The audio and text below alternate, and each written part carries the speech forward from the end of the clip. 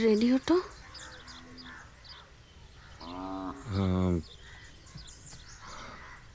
ছানুবৈদ্যর radio তাকে দিতে যাচ্ছে।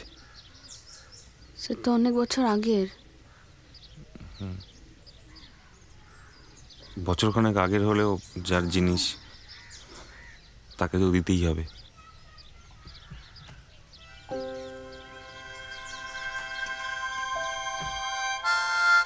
তুমি সত্যি সত্যি চলে যাবে? গ্রামের লোকগুলো সবাই তোমাকে কত ভালোবাসে, তারপরেও আর আমাকে একবারও জানালে না তুমি? না, আমি কত ভালো ছিল রেডিওটা, গানগুলো।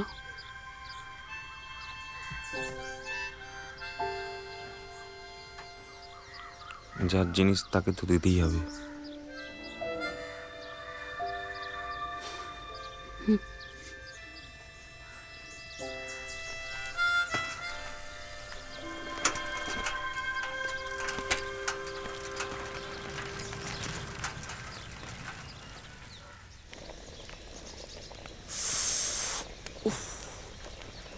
কি হলো, ব্যথা লাগে নাকি বাপ? তা লাগবে না।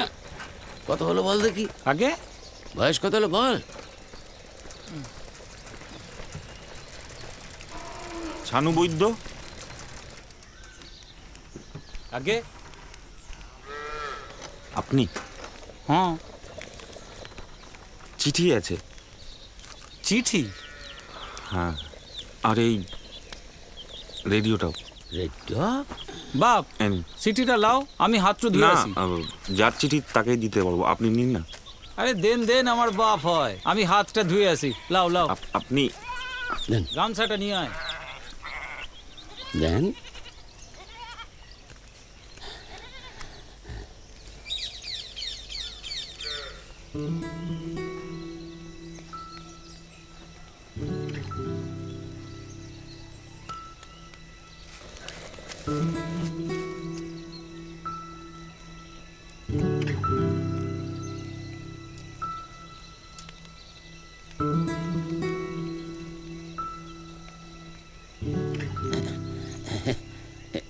এ অন্য ছানু, আমার ছানু না।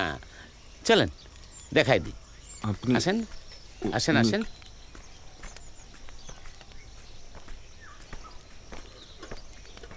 এই তো সামনে, আসেন আসেন।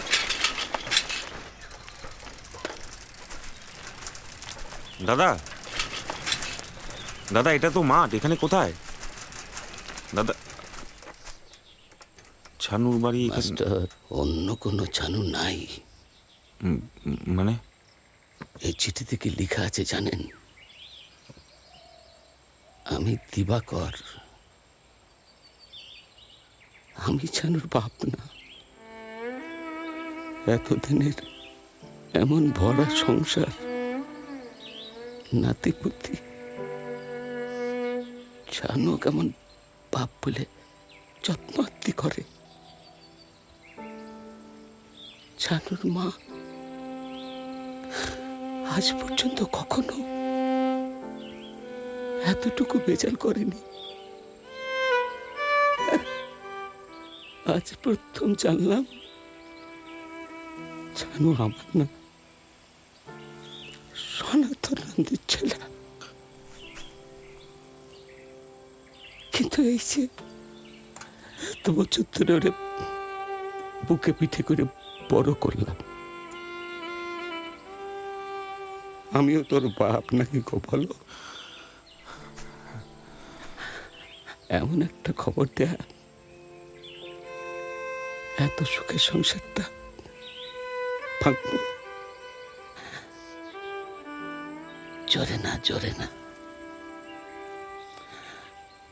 সব চিঠি জোরে না মাস্টার।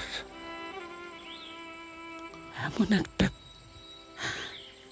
চিঠি নাই বা পৌঁছাল, থাক না জানো আমার ছেলে।